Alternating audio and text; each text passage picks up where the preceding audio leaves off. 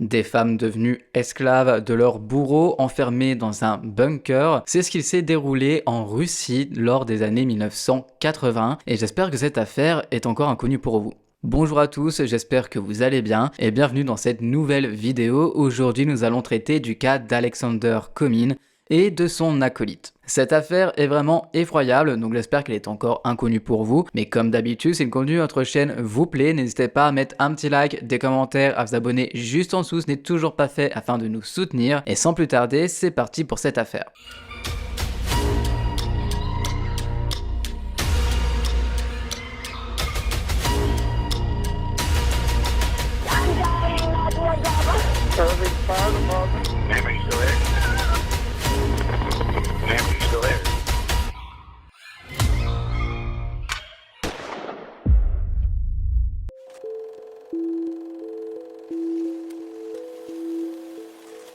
Alexander Comyn est né le 15 juillet 1953 dans la ville de Pany à l'époque de l'Union soviétique. Il a grandi dans une famille issue de la classe moyenne nichée dans un district de la classe ouvrière.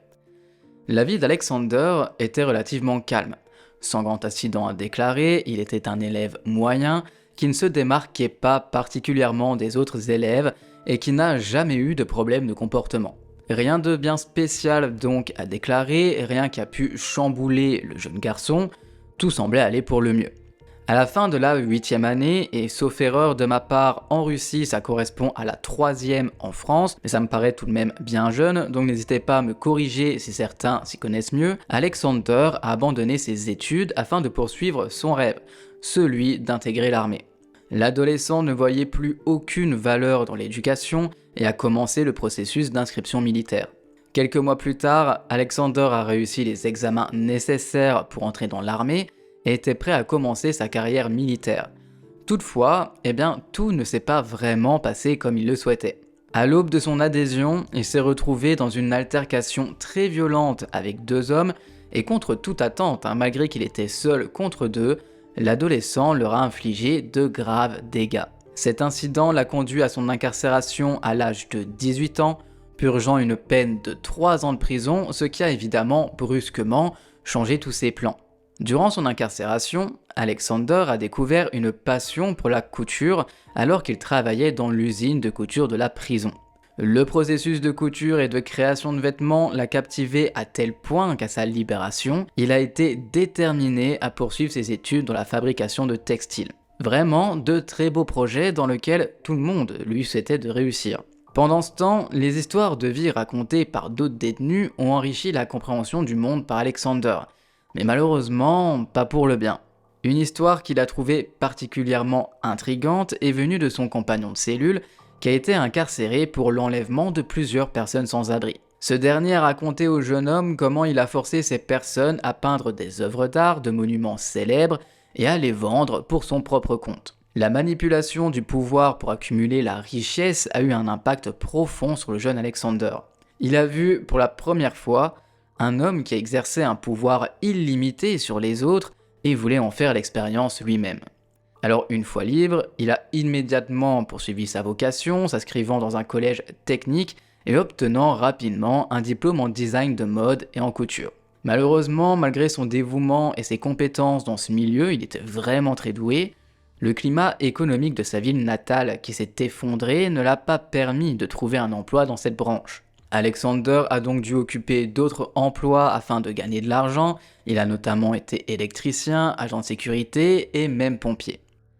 C'est au cours de l'un de ces postes, durant un quart de nuit, qu'il a rencontré Alexander Mikheyev, j'espère que je le prononce bien, un ingénieur qui avait également des difficultés à la fois sur le plan professionnel et financier. Afin d'embrouiller personne durant cette affaire, étant donné qu'ils ont tous les deux le même prénom, Alexander Comyn restera Alexander, et Alexander Mikheyev, on va l'appeler simplement Alex. Au milieu de toutes ces difficultés auxquelles faisait face Alexander, ce dernier repensait régulièrement à l'histoire racontée par son ancien codétenu, celui qui avait forcé les sans-abri à travailler pour son profit personnel. Inspiré par ce récit, Alexander a partagé avec son collègue, Alex, ses propres idées entrepreneuriales, si on peut appeler ça comme ça, mais moralement répréhensibles. L'un de ses plans était de forcer des gens à cultiver des baies et des légumes dans une serre pour qu'ils les vendent tous les deux au marché. L'autre plan, un petit peu plus sinistre, impliquait l'élevage d'animaux pour leur fourrure. Sans surprise, Alex étant dans la même galère que son collègue, et dépourvu lui aussi de toute morale, a accepté l'horrible plan d'Alexander. Unis par leur situation désastreuse et un manque commun de moralité, il faut dire les choses comme elles sont, les deux hommes ont commencé à jeter les bases de ce qu'ils ont appelé le projet Serre. Alexander avait son propre garage, il en était propriétaire, le numéro 198, dans une petite rangée de garages privés. C'était l'endroit idéal selon lui où il prévoyait de faire la serre et de garder leurs esclaves. Toutefois, les deux hommes se sont tout de même vite rendus compte des dangers que pouvait représenter que d'enfermer des humains dans un garage contre leur gré. En effet, il suffit qu'ils crient à l'aide pour attirer l'attention d'autres propriétaires de garages dans cette allée. Alors, pas question pour autant pour eux d'annuler ce projet. Non, loin de là. Pour réduire ce risque, ils ont plutôt choisi de construire un sous-sol secret sous le dit garage, le transformant alors en bunker. Rien que ça. Alors je trouve quand même que c'est un énorme investissement, autant en temps qu'en argent, pour gagner de l'argent sale, alors qu'ils auraient pu simplement utiliser cette énergie pour déménager dans une grande ville et avoir de meilleurs salaires. Mais bon. D'autant que la construction de ce bunker a pris 4 ans. Oui, 4 années complètes, au cours desquelles le duo a été observé de temps en temps par les propriétaires de garages voisins, transportant du sol et des matériaux de construction, et donc, toutes ces personnes se posaient quand même quelques questions. Qu'est-ce que ces deux hommes faisaient dans ce fameux garage pendant tant d'années, et pourquoi ? Alexander a détourné les soupçons en affirmant qu'il cultivait des légumes dans son garage. Pour entretenir la façade et éviter de susciter des soupçons supplémentaires, le duo s'occupait de déplacer les matériaux principalement durant la nuit. Pendant ce temps, au fur et à mesure que le bunker prenait forme, le plan d'Alexander a évolué. Et malheureusement, pas dans le bon sens. Puisque pendant ces 4 années, on peut se dire que potentiellement la situation des hommes s'était arrangée ou qu'ils étaient revenus à la raison en se disant que ce n'est pas très moral de kidnapper des gens et d'en faire des esclaves pour qu'ils travaillent à notre compte. Mais non, loin de là. Alexander a commencé à se référer de manière inquiétante à la structure non pas comme une serre, mais plutôt comme un donjon. En fin de compte, il a envisagé l'espace comme une usine de textile, un établissement loin de ses débuts, apparemment, entre guillemets, inoffensif. À la fin de l'année 1994, la construction de ce bunker s'est enfin terminée à VKI Palani, dans la région de Kirov, en Russie, et les chambres atteignant des profondeurs de 8 à 9 mètres sous terre, toutes cachées sous le couvert d'un garage tout à fait banal vu de l'extérieur. Les échelles étaient truquées avec une charge mortelle de 220 volts et c'était le seul point d'entrée et ont servi de sinistre moyen de dissuasion contre l'évasion de ceux qui seraient bientôt pris au piège. En somme, pour être sûr que vous ayez bien compris, il y avait donc une échelle pour pouvoir descendre du garage à ce fameux bunker, échelle qui a un système électrique qui fait que si jamais tu touches cette dite échelle, tu te prends une énorme décharge de 220 volts. Et il n'y avait qu'un seul moyen de le désactiver et c'était Alexander qui le faisait depuis le haut. Il coupait simplement l'électricité afin de descendre et d'y amener ses victimes ou de leur rendre visite. Mais outre ce moyen de pouvoir enlever l'électricité de cette échelle, il était impossible de le faire. Donc les personnes qui allaient bientôt être dans ce bunker allaient être coincées, prises au piège, un piège insoutenable, insurmontable, et vous n'êtes pas prêt pour ce que vous allez entendre pour la suite. Pour faire taire tous les appels à l'aide, des portes triples ont été mises en place, chacune étant une barrière pour le monde extérieur. Les murs du bunker étaient recouverts de matelas pour absorber le son afin de l'étouffer au maximum. Tout, absolument tout, avait été soigneusement pensé et réfléchi par le duo pour mettre à bien leur plan machiavélique. Cette usine de fortune était maintenant composée d'un éventail de machines à coudre et de tables de travail imitant celle d'une petite usine. Plutôt que de simplement ouvrir une usine de manière tout à fait légale, quelle merveilleuse idée de faire ça de manière complètement clandestine dans un bunker à 8 mètres sous la terre et 10 mètres des esclaves.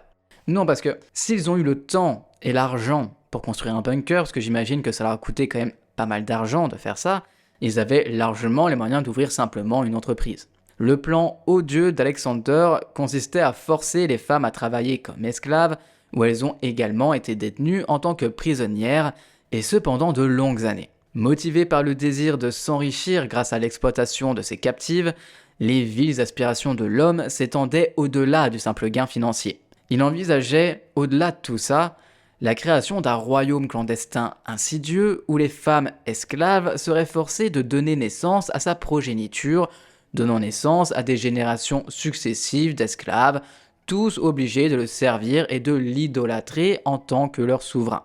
Une vision donc vraiment perverse que l'homme avait pu avoir. Visiblement tous ses travaux et le manque d'oxygène qu'il devait avoir sous terre lui a complètement retourné le cerveau.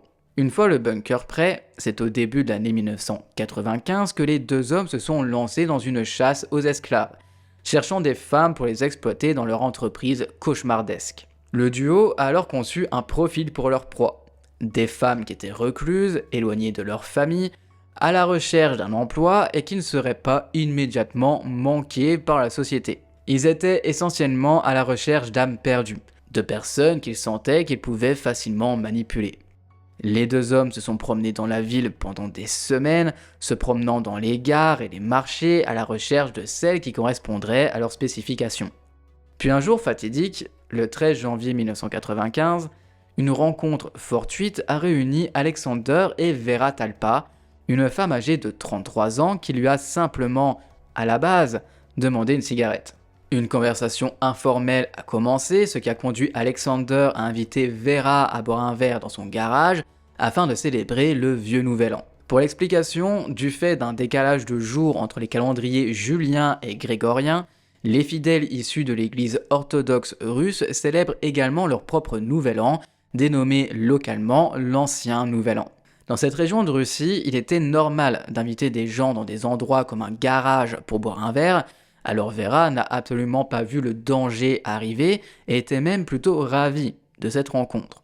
Ce soir-là, Alexander et Alex buvaient et plaisantaient avec la jeune femme, les choses semblaient se passer à merveille, jusqu'à ce qu'Alexander ait ensuite glissé une substance dans la boisson de Vera. La drogue qu'il a mis dans son verre a rapidement pris effet, et la pauvre femme a complètement perdu connaissance. Lorsque cette dernière s'est réveillée, quelques heures plus tard, elle se trouvait au fond de ce fameux bunker, qui allait devenir sa nouvelle prison, et ce pendant très longtemps.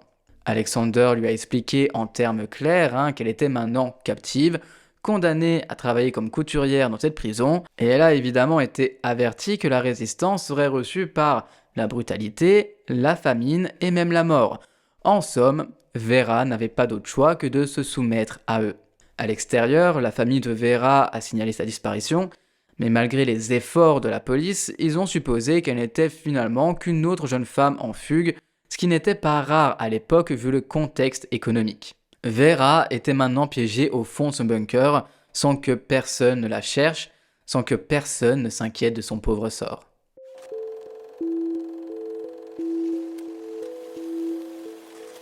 Rapidement, Alexander a commencé à enseigner à Vera comment utiliser la machine à coudre ainsi que d'autres compétences requises pour la production de vêtements à vendre. Cependant, malgré les meilleurs efforts de l'homme et toutes ses connaissances, Vera n'était tout simplement pas à la hauteur de la tâche. Ses mains, tremblantes de peur, ne pouvaient pas répondre aux demandes de son ravisseur.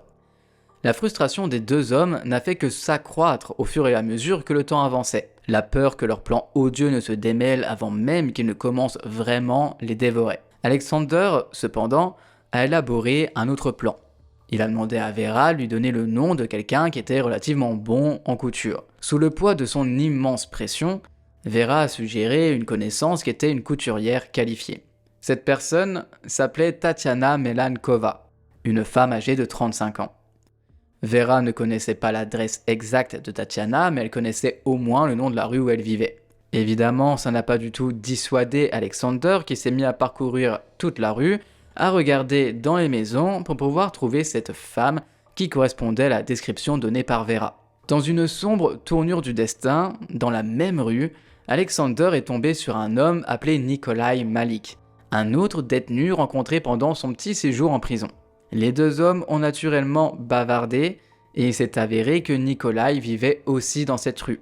Mais ce n'est pas tout. L'homme y vivait avec sa petite amie. qui n'était nul autre que Tatiana Melankova. Alexander a vu cet événement comme une chance, un signe du destin, et profitant de l'occasion, il a invité le couple à prendre un verre dans le garage. Un verre que Nikolai était plus qu'heureux d'accepter. Alors le couple a rejoint sans méfiance Alexander pour ce qui semblait être simplement une petite soirée, un petit rendez-vous complètement inoffensif. Au fur et à mesure que la soirée avançait et que la conversation s'est déroulée, Alexander a secrètement administré la même substance dans leur boisson. En un rien de temps, en un claquement de doigts, ils étaient tous les deux inconscients. Alors Tatiana a été emmenée dans le bunker, tandis que Nikolai, lui, s'est avéré être un problème pour le duo de criminels. Alexander savait très bien que Nikolai avait une personnalité assez forte, agressive. Il savait pertinemment que ce dernier ne soumettrait jamais volontairement à ses bourreaux. Il représentait donc une menace pour leur plan. Alors le duo a dépouillé Nikolai de ses vêtements et l'ont abandonné dans un champ hivernal désolé où le froid ne garantissait aucune survie à ce dernier. Ils ont ensuite jeté les vêtements de l'homme à proximité dans l'espoir de laisser la police croire qu'il est mort de lui-même sans aucun jeu déloyal. Et en effet, leur plan était quand même relativement bon, puisque la réponse psychologique au froid extrême peut parfois amener des individus à enlever leurs vêtements lorsqu'ils se sentent complètement surchauffés, et c'est un symptôme de l'hypothermie. Alors, lorsque le corps de l'homme a finalement été découvert, les vêtements à proximité ont conduit les autorités à conclure qu'il avait succombé aux conséquences naturelles du froid. Les enquêteurs croyaient que pendant qu'il était en état d'ébriété, il s'est perdu dans la neige et est finalement mort d'hypothermie. Le duo venait alors de s'en tirer avec un meurtre, mais c'était sans compter que la famille de Tatiana signale sa disparition. Sauf que voilà, encore une fois, comme dans le cas de Vera, l'enquête n'a abouti nulle part. Tatiana s'est alors retrouvée forcée à travailler pendant plus de 16 heures par jour. Elle fabriquait des robes de chambre, des sous-vêtements et devait finir au moins 32 peignoirs quotidiennement. C'était un travail épuisant et les conditions rendaient le travail encore plus compliqué pour la jeune femme. Vera, de son côté, n'a pas pu aider à la production des vêtements comme dit précédemment, alors au lieu de ça, elle a plutôt aidé Tatiana comme elle le pouvait, avec tout ce dont elle avait besoin et à garder le bunker propre. Les hommes ont également utilisé cette dernière pour se soulager sexuellement, bien qu'ils aient violé les deux femmes. Le duo considérait que c'était la principale activité de Vera que d'être un objet sexuel, à défaut de créer des vêtements. Régulièrement, les deux femmes ont été tourmentées par des menaces de mort et n'avaient comme nourriture que quelques pommes de terre, du pain et de l'eau. Parfois, les femmes n'obtenaient même pas de nourriture et mouraient de faim pendant plusieurs journées d'affilée.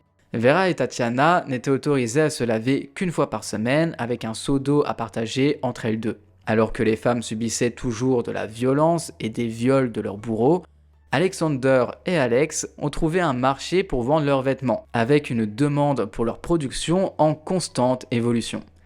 Les bénéfices ont commencé à se faire et les deux hommes ont commencé à envisager d'étendre leur entreprise plus que sombre. Réalisant le besoin de main-d'œuvre supplémentaire, cette fois-ci, ils se sont tournés vers l'enlèvement d'un homme pour la servir. La recherche d'une nouvelle victime a conduit Alexander dans un magasin d'alcool où il a rencontré Yev Shishov, un sans-abri de 37 ans qui avait lutté contre l'alcoolisme et avait connu des moments très difficiles dans sa vie. Malgré ces difficultés, Yev faisait partie de l'armée de l'air, il était en forme, fort, et aux yeux d'Alexander, il était clairement l'homme idéal pour le travail. Alexander a cherché à capitaliser sur le désespoir de Yev, qui était un homme qui échangerait volontiers sa liberté contre des moyens de subsistance et un abri de base. De cette manière, le sans-abri a consenti à être captif et à travailler dans le bunker sous la promesse d'être nourri et logé. Cet accord était un aperçu déchirant du désespoir dans lequel ce dernier se trouvait. Alexander a alors formé Yev à la façon de faire fonctionner les machines à coudre en établissant les attentes du travail épuisant à venir.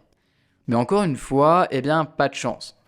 Tout comme Vera, il ne répondait tout simplement pas aux normes. Alexander ne savait alors pas quoi faire face à cette situation, puisqu'à présent, l'homme connaissait le bunker. Il était au courant du sort des autres femmes, alors il ne pouvait pas le laisser partir. Cependant, la situation a pris une tournure inattendue lorsque Yev, dans un effort pour démontrer son utilité, a révélé qu'il était un électricien de formation. Cette révélation a fait naître une nouvelle idée dans l'esprit d'Alexander. Avec son expertise en électronique, Yev a posé un risque important.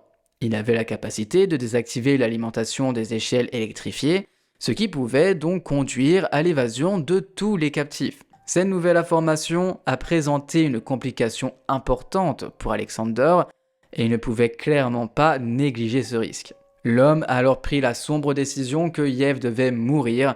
Son destin a été scellé alors que ce dernier voulait juste l'aider. Alexander a assemblé une chaise électrique brute, fixant des fils nus aux bras et aux jambes de Yev.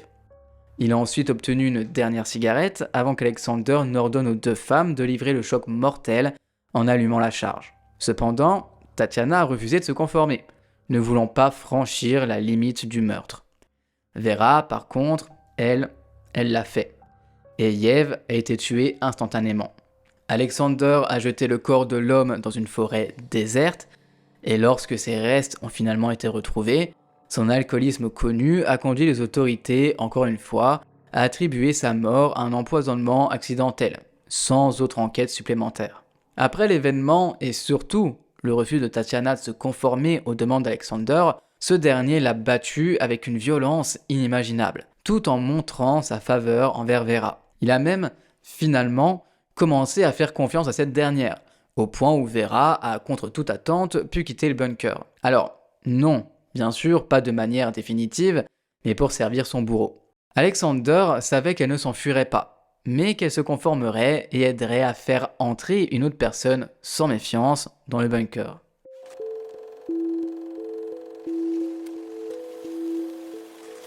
Malgré la possibilité de demander de l'aide, l'emprise psychologique et la peur inculquée par Alexander ont complètement empêché Vera d'approcher la police durant tous les instants où elle pouvait être libre.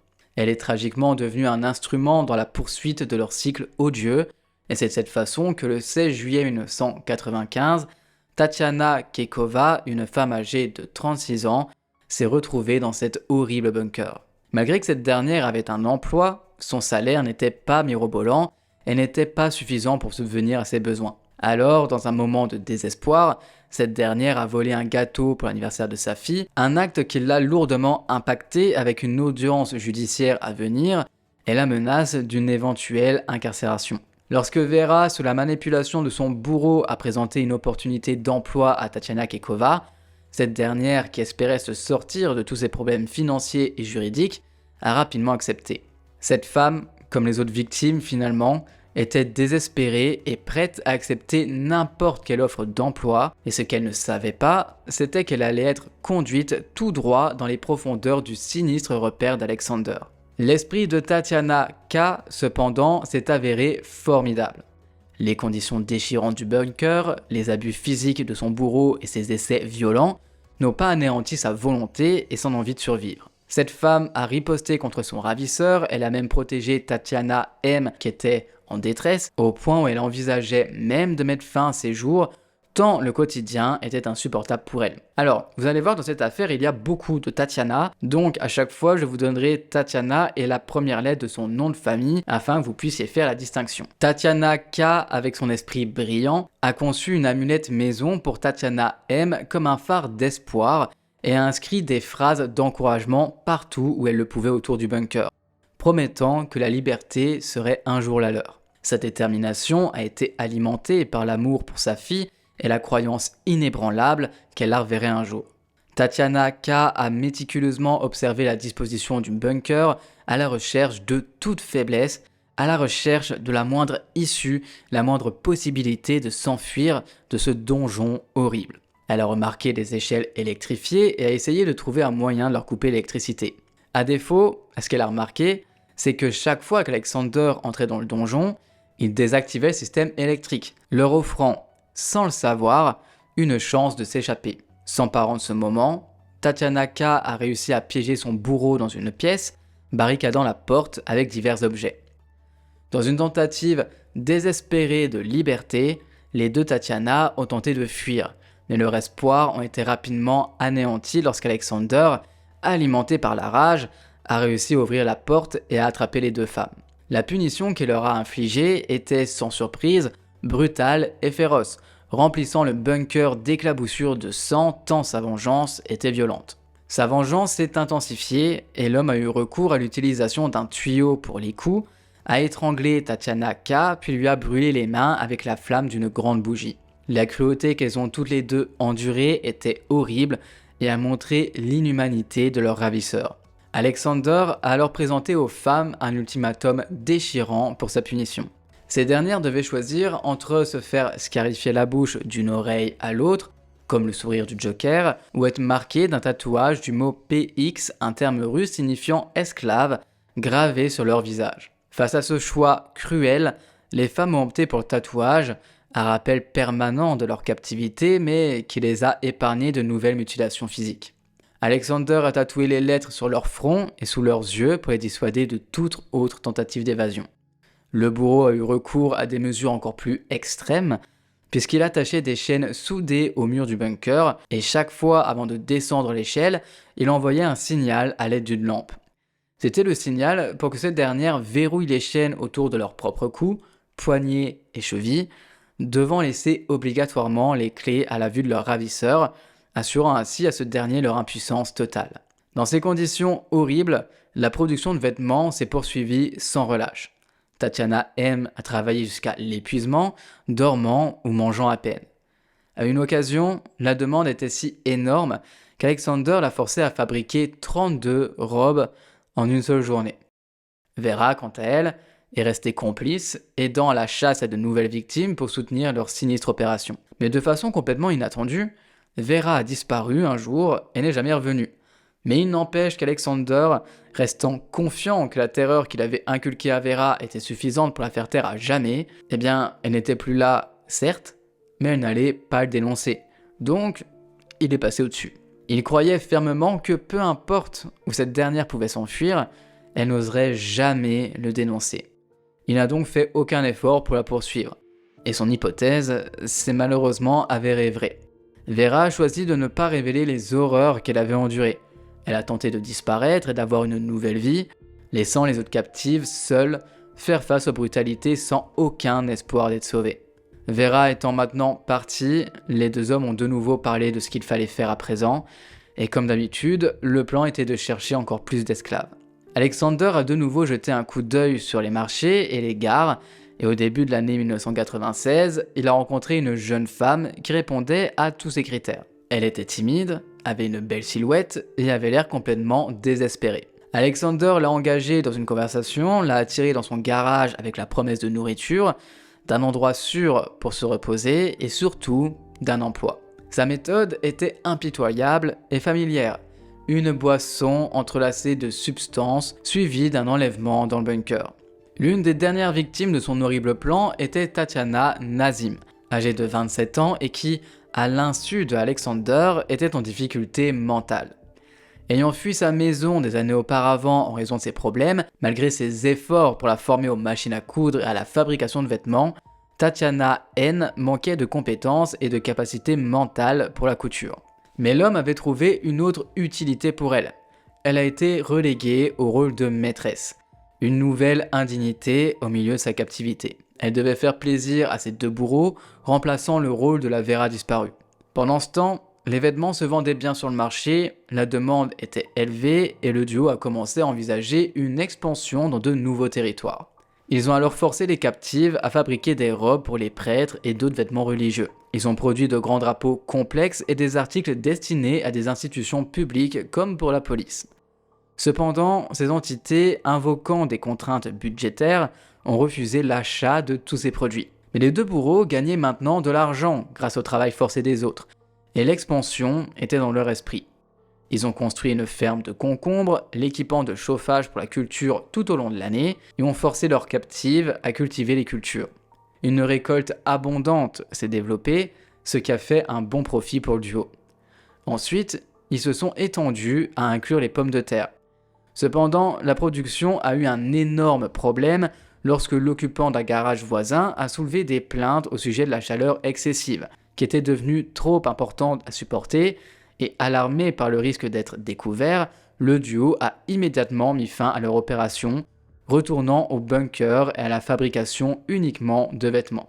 Puis, un jour, alors qu'Alexander traînait dans les marchés, il est retombé sur Vera. Il a fait semblant d'être heureux de la revoir et lui a proposé de lui donner une part des bénéfices de l'usine si jamais elle devenait sa partenaire et gardait le bunker secret. Vera a accepté et a même offert d'amener un nouvel esclave pour montrer sa loyauté. Cette nouvelle personne était Arena Enen Ganina, une jeune femme de 22 ans. Cette dernière cherchait un appartement pour emménager avec son petit ami. Elle était allée seule à une visite et c'est à ce moment-là qu'elle a rencontré Vera qui louait l'appartement au nom du propriétaire. Arena, une jeune mère à la recherche d'une vie meilleure pour elle et sa fille, qui était prise en charge par des parents, avait désespérément besoin de travail.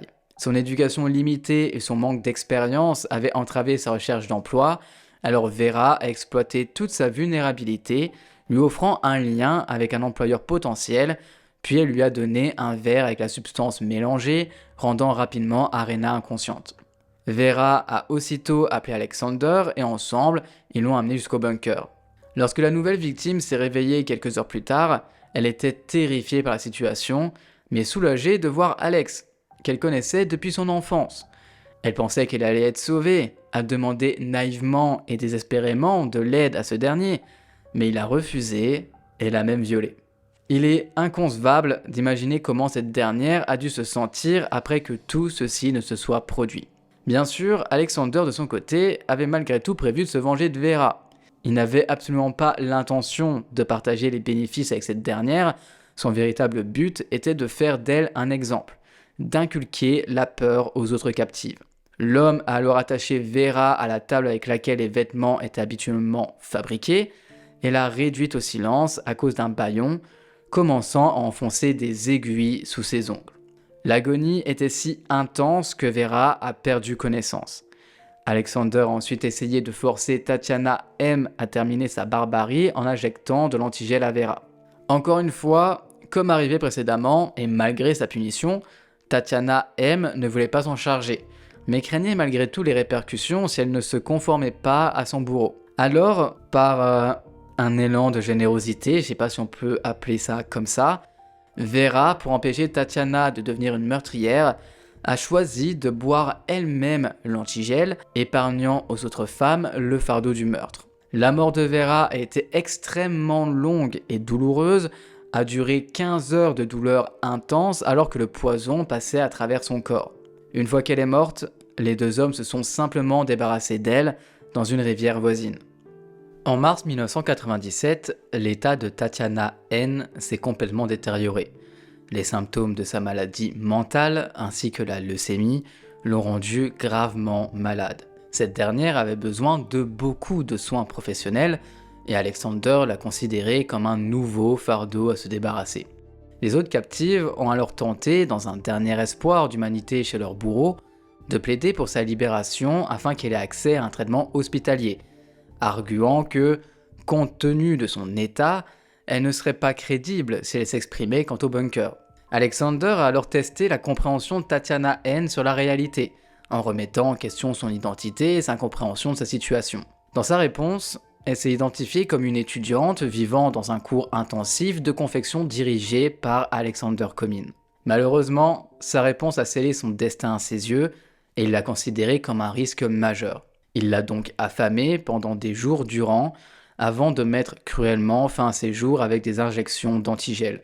Les restes de la jeune femme ont finalement été découverts et alors que sa famille en a été informée, sa vie dans la rue a conduit les autorités à conclure que sa mort était le résultat de ces maladies non traitées et aucune autre enquête n'a suivi.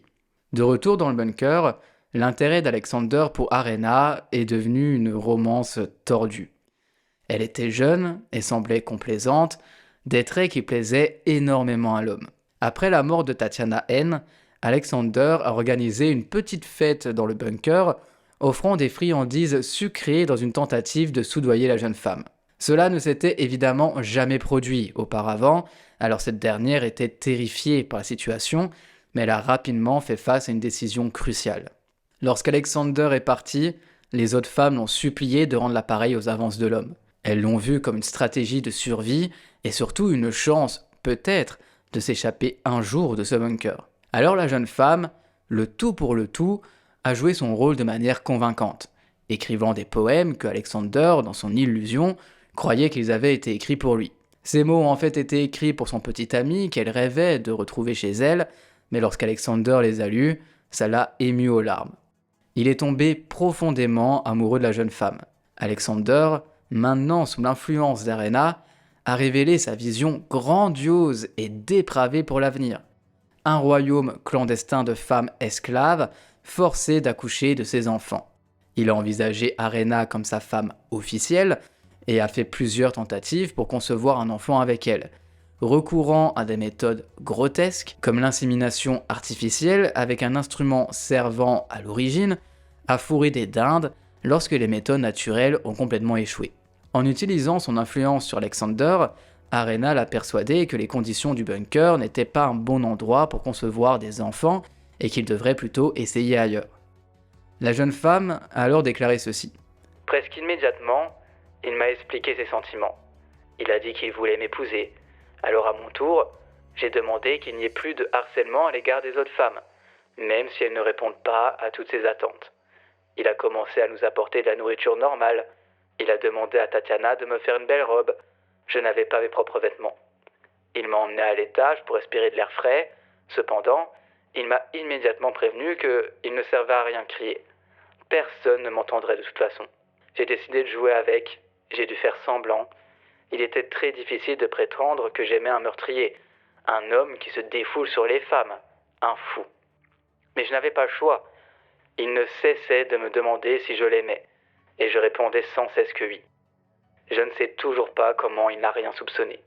En avril 1997, Alexander a sorti Arena du bunker et l'a emmené vivre avec lui dans son appartement. À l'extérieur de ce donjon, dans sa vie aux yeux de tous, l'homme était un homme plus que banal. Il n'avait pas d'emploi, vivait dans un appartement en colocation et a demandé des prestations. Ni sa famille, ni ses amis n'avaient la moindre idée de ce qui se passait réellement dans la vie de l'homme. Puis tout d'un coup, il amène cette jeune femme vivre avec lui dans l'appartement, annonçant même un futur mariage. L'homme a gardé une présence constante autour d'Arena, ne lui permettant jamais un moment de répit sans lui. Il surveillait absolument toutes ses communications, en s'assurant qu'elle maintenait le contact avec sa famille et ses amis sous prétexte que tout allait bien. Arena a officiellement mis fin à sa relation avec son petit ami, celui avec qui elle devait prendre l'appartement, qu'elle aimait éperdument, puis un jour, alors qu'ils marchaient ensemble avec Alexander, le couple est tombé sur les parents de cette dernière. Alexander a, suite à cette rencontre, insisté pour qu'ils se réunissent autour d'un dîner afin qu'ils puissent apprendre à se connaître. Ils se sont rapidement rencontrés chez les parents d'Arena, mais avant que le dîner ne commence, l'homme a pris un couteau et il a dit à sa future femme que si elle essayait quoi que ce soit, il assassinerait ses parents, elle, puis toutes les filles du bunker. Durant le repas avec ses parents, il leur a demandé leur bénédiction pour épouser leur fille. Et la manipulation de l'homme ne s'est pas terminée là, puisque il a également convaincu ses parents de céder la garde de la fille de 2 ans d'Arena, qui était prise en charge par ces derniers.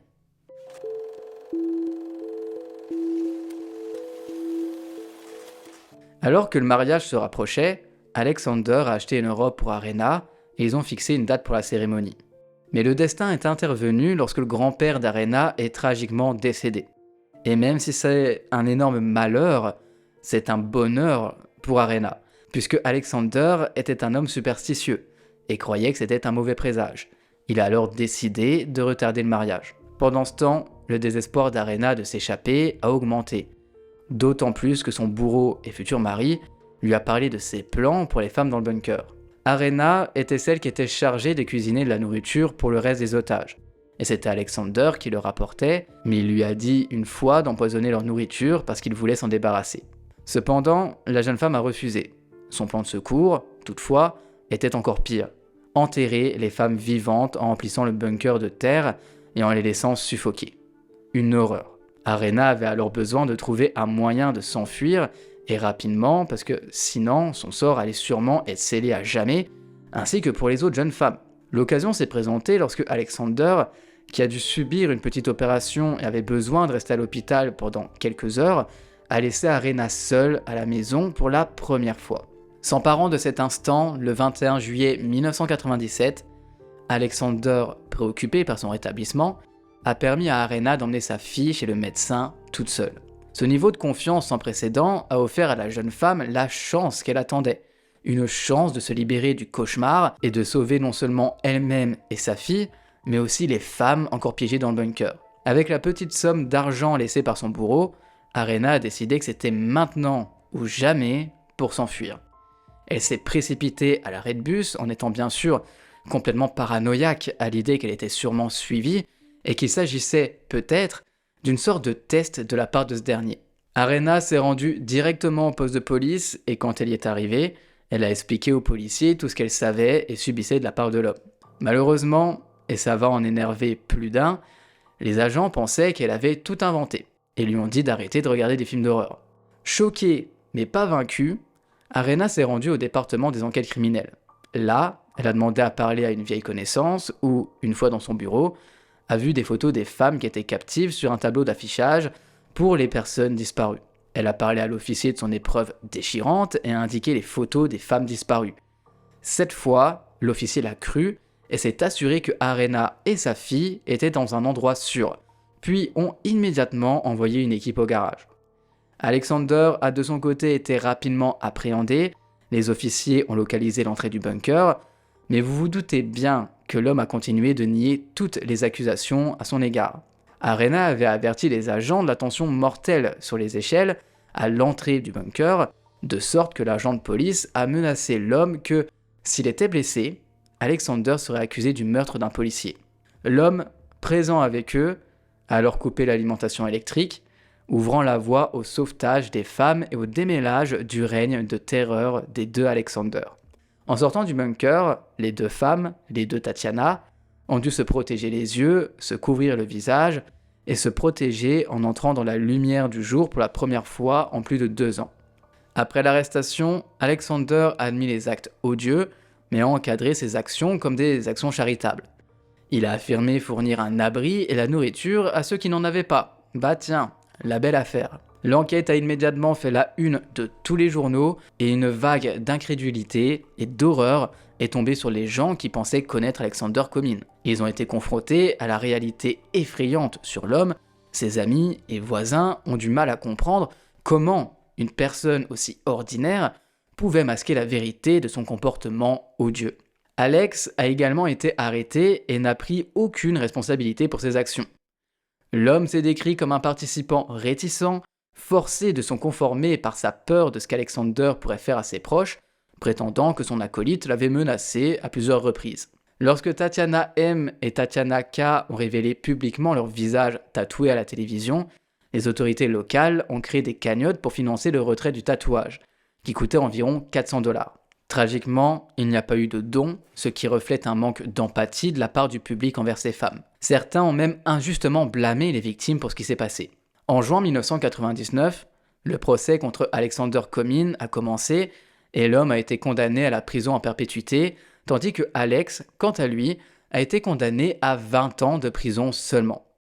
Alexander n'a jamais vraiment exprimé de remords, disant que son seul regret était de ne pas avoir épousé Arena et de ne pas avoir mené ses plans jusqu'au bout. Quelques jours seulement après sa condamnation, le 15 juillet 1999, l'homme a mis fin à ses jours en se coupant une artère au niveau de l'aine.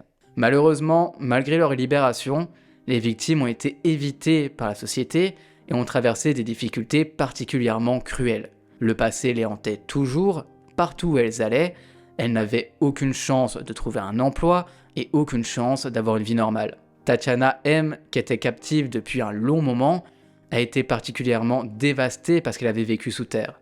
Elle s'est retrouvée incapable de se rétablir, elle eut recours à la mendicité et à la recherche de nourriture dans les poubelles des gens. La pauvre femme est morte quelques années seulement après avoir été libérée du bunker et a passé tout ce temps depuis sa libération dans les rues. Elle a été retrouvée sans vie parmi les ordures qu'elle avait été réduite à fouiller pour survivre. Cependant, bien que, pour commencer, Tatiana K ait également vécu dans la rue, par hasard, un chanteur populaire est tombé sur son histoire, décidant alors de l'aider. Ému par son sort, le chanteur a financé les retraits de tatouages nécessaires pour enlever les mots esclaves de son visage et a obtenu une maison pour cette dernière, ce qui l'a aidé à avoir une chance de se battre dans une vie normale. Mais malheureusement, malgré ses efforts, la jeune femme est décédée moins de 7 ans après la libération du bunker. Arena, en revanche, a réussi à mieux s'en sortir, heureusement. Elle a réussi à trouver un emploi, à trouver une maison pour elle et sa fille, bien que ça ait été très difficile. Elle a survécu et a maintenant une grande famille et est très aimée. Alex, après avoir purgé sa peine, a été libéré en 2017 et s'est retiré dans une vie tranquille à Moscou. Mais l'affaire ne s'arrête pas tout à fait ici. Dans une scène complètement inimaginable, lors d'un débat télévisé en direct, l'émission a mis Alex en face à face avec Arena, où elle a publiquement contesté sa défense d'être manipulée par Alexander, l'accusant de mentir et d'être tout aussi coupable que lui. Elle a dit qu'il avait pris du plaisir dans la souffrance des femmes et qu'il était loin d'être forcé par son collègue comme il le prétendait depuis son arrestation. Quoi qu'il en soit, l'homme est décédé en 2020, laissant Arena comme seule survivante de toutes les atrocités dans ce bunker. C'est de cette manière que s'arrête alors cette affaire, et n'hésitez pas à me dire ce que vous en avez pensé dans les commentaires. J'espère que celle-ci était encore inconnue pour vous. Personnellement, c'était le cas pour moi, et elle m'a profondément choqué et énormément peiné pour toutes ces femmes qui ont vécu l'horreur de la main de ces deux Alexander. Merci à vous de m'avoir écouté, et on se retrouve très prochainement pour une nouvelle vidéo. Ciao.